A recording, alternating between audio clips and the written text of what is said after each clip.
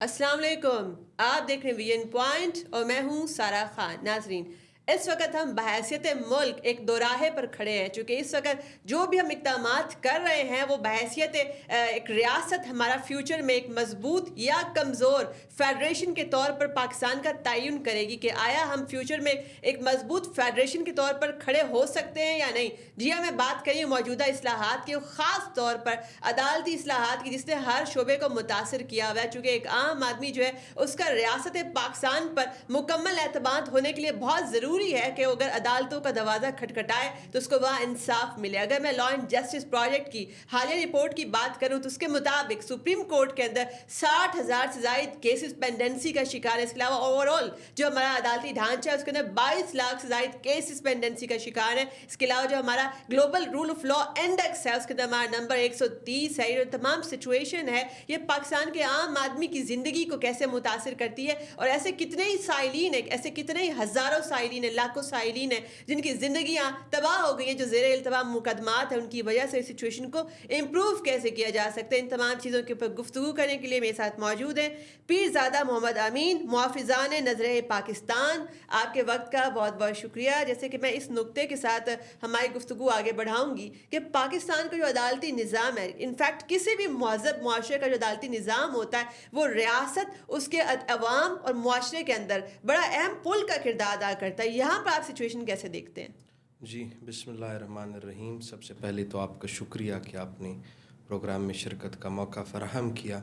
जिस तरह आपने बताया कि हर मुल्क के अंदर अदलिया का एक बहुत अहम किरदार होता है, और जहाँ पर आपने अदल और इंसाफ को कायम करना होता है उसके लिए एक सिस्टम की ज़रूरत होती है।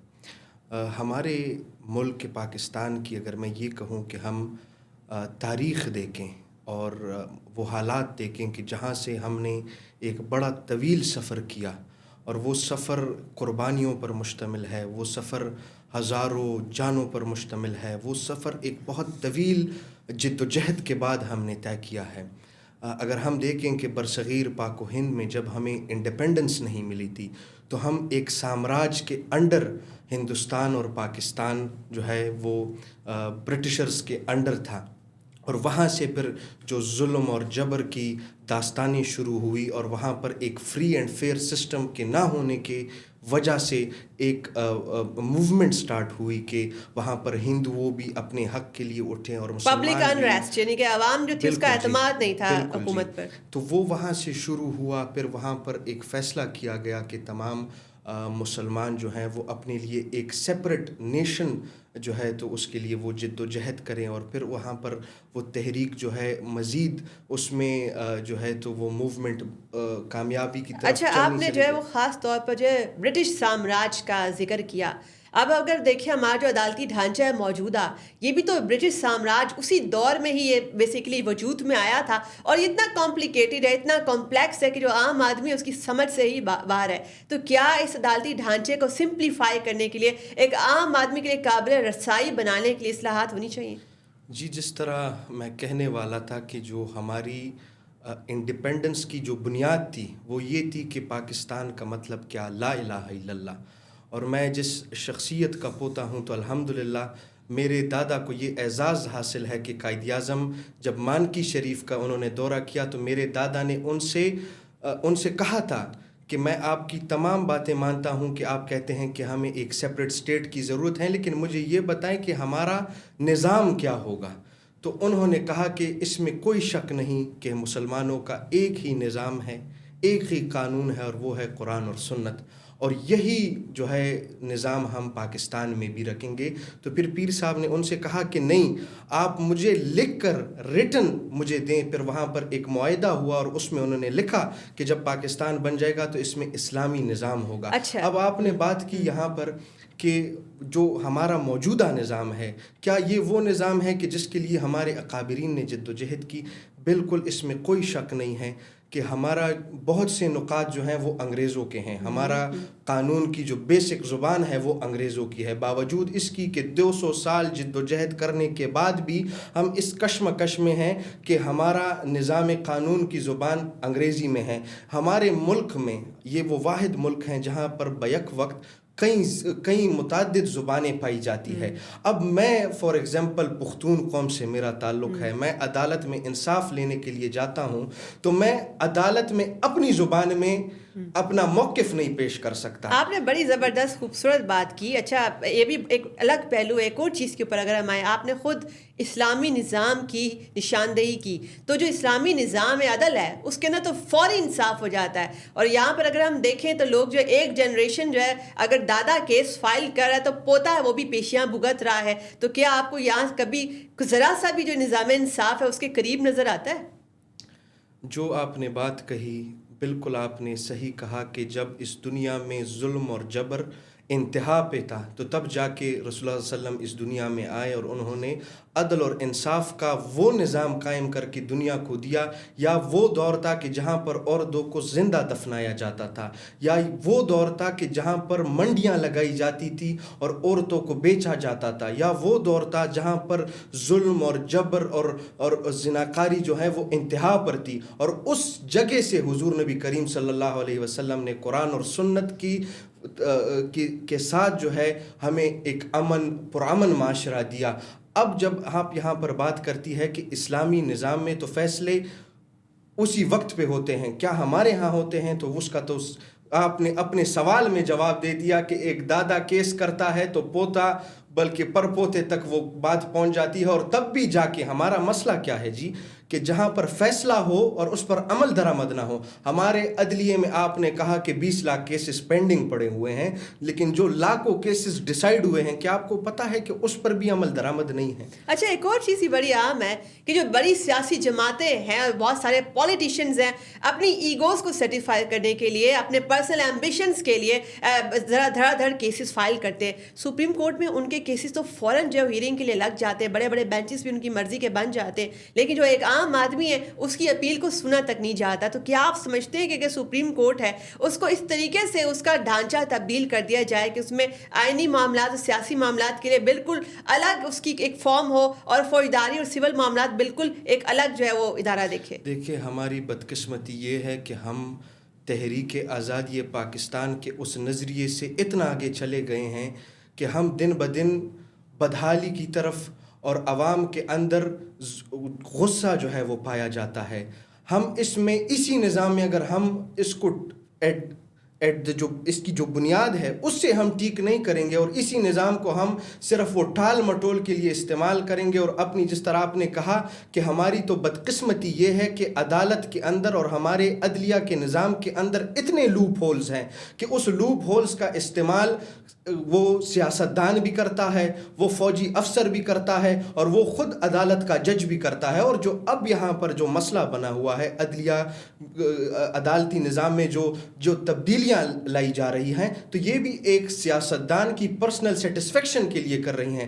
ہم اگر ایک جج کو یہ امید دے کہ آپ کی ریٹائرمنٹ کے بعد شاید ہم آپ کو کنسیڈر کر سکتے ہیں ایک نئی پوسٹ کے لیے, جو کہ آپ نے دیکھیں ہر دنیا میں 2 کانسٹیٹیوشنز پائی جاتی ہیں, ایک ریٹن کانسٹیٹیوشن ہے اور ایک ان ریٹن کانسٹیٹیوشن ہے. ہمارا آئین, ہمارا قانون یہ لکھا گیا ہے پہلے سے, یہ ایسے نہیں ہے کہ اچھا, ایک اور چیز آپ نے جو پوائنٹ آؤٹ کی, جیسے قاضی کے اوپر آ جاتے ہیں, جو قاضی کا جو انسٹیٹیوشن ہے ہمارے مذہب کے اندر بھی, اور اگر ہم اس کو یہاں پر اپنی ہائر جوڈیشری کے اندر دیکھ لیں تو یہاں پر آپ کو ایک بینچ کا, ایک جج کا نام لے کے پتہ چل جائے گا کہ یہ بینچ اچھا ٹھیک ہے فیصلہ یہ ہوگا. آپ کو پہلے سے ہی فیصلے کا پتہ جاتا ہے, وہ اتنے زیادہ بائسڈ ہے, اتنی زیادہ طرفداری کرتے ہیں, یعنی کہ ہماری جو اعلیٰ عدلیہ ہے وہ اس وقت جانبدار ہے. تو آپ کیا سمجھتے ہیں کہ جو جانبداری والا جو عنصر ہے, جو کریڈیبلٹی والا عنصر ہے, یہ کیسے ختم کیا جا سکتا ہے؟ دیکھیں, آپ نے قاضی کی بات کی جا سکتی ہے. ہم پاکستان کے چیف جسٹس آف پاکستان کو قاضی کسی بھی حال میں نہیں کہہ سکتے. وہ کسی قرآن حدیث کو پڑھ کے نہیں آیا, وہ انگریز کے قانون کو پڑھ کر اس کرسی پر بیٹھا ہے. ہمارے اس ملک کا آپ المیہ دیکھیں کہ وہ قائد اعظم جس نے اپنی پوری زندگی اسلامی نظام کے لیے ایڈوکیٹ کیا, وہ تحریک آزادی پاکستان کی تحریک کے جس کی ہر نعرے پر اسلام اور رسول اللہ کا نظام تھا, آج ہمارے ملک کے اندر آپ کو پتہ ہے کہ فیڈرل شریعہ کورٹ کا فیصلہ سپریم کورٹ میں چیلنج ہو سکتا ہے، لیکن سپریم کورٹ کا فیصلہ ایک قاضی فیڈرل شریعہ کورٹ جو ہے اس پر ریمارکس تک نہیں دے سکتا، اگر وہ قانون اور آئین کے کتنے بھی برعکس کیوں نہ ہو۔ اور اس سے بڑی بات کہ سن 40 کے قرارداد میں جو قرارداد پاس ہوئی تھی اس میں لکھا گیا تھا کہ پاکستان کے اندر کوئی بھی شخص، کوئی بھی ادارہ اگر کوئی بھی فیصلہ کرے اور وہ قانون اور رسول اللہ صلی اللہ علیہ وسلم کی شریعت کے برعکس ہو تو وہ نل اینڈ وائڈ ہوگا۔ اچھا، اسی میں ایک اور چیز اگر ایڈ کر لیں، جو ججز کی تقرری کا عمل ہے اس میں شورا کا کردار ہونا چاہیے یا نہیں ہونا چاہیے؟ کیا پارلیمنٹ جو ہے وہ بھی اس میں اپنی انپٹ دے؟ اصل میں آپ جو ہے ہمارا جو پاکستان کا نظام ہے وہ اپنے مقصد کے لیے ایک چیز میں امینڈمنٹ لاتا ہے، اس کو آپ شورا کہیں اور اس کو وہ کریں تو اس کا تو فائدہ ہی نہیں ہے۔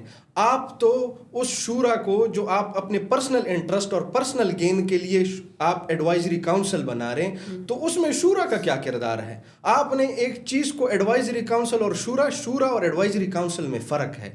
شورا اسلامی اعتبار سے اسے کہا جاتا ہے جو وہ قرآن اور سنت پر ان پر 100% وہ گرفت رکھتے ہوں، آپ کا پورا سسٹم قرآن اور سنت کے ماتحت ہو، تب جا کے آپ کو شورا فائدہ دے سکتا ہے۔ لیکن آپ کا 100% سسٹم میں 99% سسٹم وہ انگریز کا غلام ہو اور 1% میں آپ ایڈوائزری کاؤنسل لاتے ہیں اور پھر اس کو شریعت کے روح کے اعتبار سے آپ کہتے ہیں کہ یہ تو ہم شورا بنا رہے ہیں۔ اچھا، ایک تو یہ کہ انصاف کے تقاضوں میں سے ایک بڑا اہم تقاضا یہ ہے کہ شفافیت وہ صرف احتساب سے ہی ممکن ہے۔ کیا آپ کو موجودہ عدالتی نظام میں ویسے احتساب ہوتا نظر آ رہا ہے جیسے کہ ہمارے پاس بعد انتظامی اور کرپشن کی رپورٹس ہیں؟ ہمارے ملک کی عدلیہ سرمایہ داروں کی، رئیسوں کی گھر کی لونڈی ہیں جس کے ساتھ پیسہ ہوتا ہے۔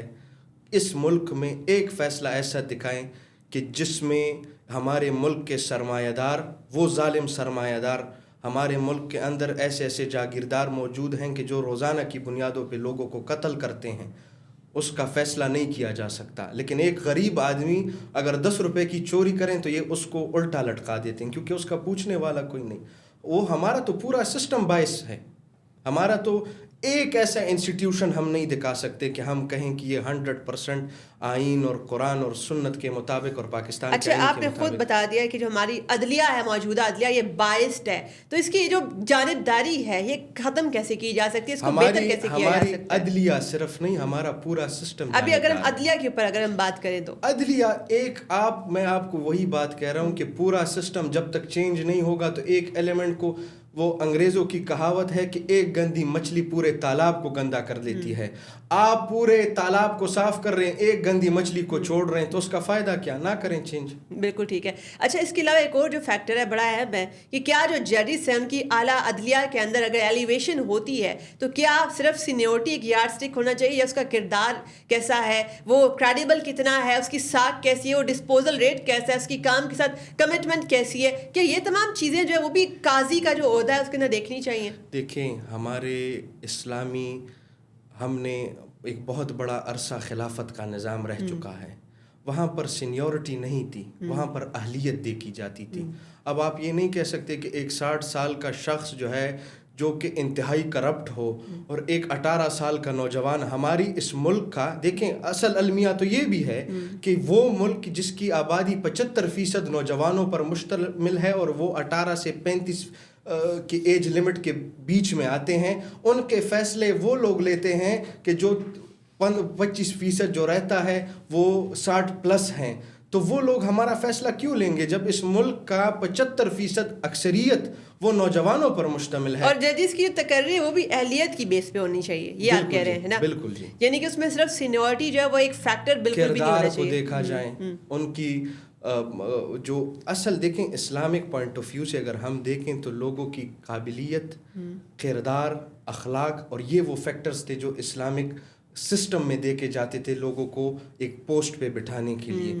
ان چیزوں پر زور دینا چاہیے، نہ کہ آپ جو ہے تو اپنے سسٹم میں چینجز لاتے جائیں صرف اپنے پرسنل پولیٹیکل بینیفٹس اور گینز کے لیے، اور اس سے سسٹم کو مزید خراب کرنے کی کوشش کریں۔ اچھا، چونکہ ہم نے بات جو ہے پاکستان کی بہتری کے لیے کرنی ہے، پاکستان کے مفاد کے لیے، پاکستان کے عوام کے لیے کرنی ہے، تو اگر پاکستان کے عوام کے حق میں آئینی عدالتیں جاتی ہیں، اور اگر آئینی عدالتوں کا قیام جو ہے عدالتوں کو غیر سیاسی بنانے میں اہم کردار ادا کرتا ہے، جو اتنا بڑا بیک لاگ ہے، اتنی زیادہ پینڈنسی کیسز کی پڑی ہوئی ہے، اگر اس کو کم کرنے میں معاون ثابت ہوتا ہے تو کیا یہ عدالتیں بننی چاہیے؟ میں جو بات کروں گا شاید وہ نشر نہ ہو، لیکن میں کر دیتا ہوں. پاکستان کی بہتری کسی 1% کو چینج کرنے میں نہیں ہے. It is in the destiny of the Pakistan. یہ آج ہوگا، کل ہوگا، 10 سال بعد ہوگا. ہمارا پورا سسٹم دوبارہ سے شروع ہوگا. یعنی آپ کہتے ہیں پورے سسٹم کو ریویمپ ہونا چاہیے، پورا سسٹم میں ایک انقلاب آ جائے تب ہم بہتری کی طرف پورے سسٹم کی آپ بات کریں کہ پورا سسٹم جو اس میں ریفارمز ہونی چاہیے، عدالتی اصلاحات بھی ہونی چاہیے، چونکہ عدالتیں جب بھی آپ کا سسٹم بدلے گا، جب آپ کا آئین بدلے گا، جب آپ کا قانون بدلے گا تو آٹومیٹکلی آپ کا عدالتی نظام بھی بدلے گا. بالکل ٹھیک ہے. آپ کے وقت کا بہت بہت شکریہ. جیسے کہ انہوں نے بھی یہ فرمایا کہ جو پاکستان ہے اس کو واقعی میں اصلاحات کی، ریفارمز کی بہت زیادہ ضرورت ہے. اگر کوئی ریفارمز عوام کے مفاد میں ہوتی ہیں، فیڈریشن آف پاکستان کی مضبوطی کے لیے، سربلندی کے لیے، آئین کی بالادستی کے لیے، قانون کی حکمرانی کے لیے ہوتی ہیں تو وہ ریفارمز ضرور ہونی چاہیے، کیونکہ ان دا لانگ رن ہمیں پاکستان کی آنے والی نسلوں کے بارے میں سوچنا ہے، اور ہمیں یہ سوچنا ہے کہ ہم ریاست پاکستان مزید انتشار کے متعامل نہیں ہو سکتی. اس کی مضبوطی کے لیے ہی تمام اقدامات ہونے چاہیے. اپنی میزبان سارہ خان کو دیجیے اجازت. اللہ حافظ.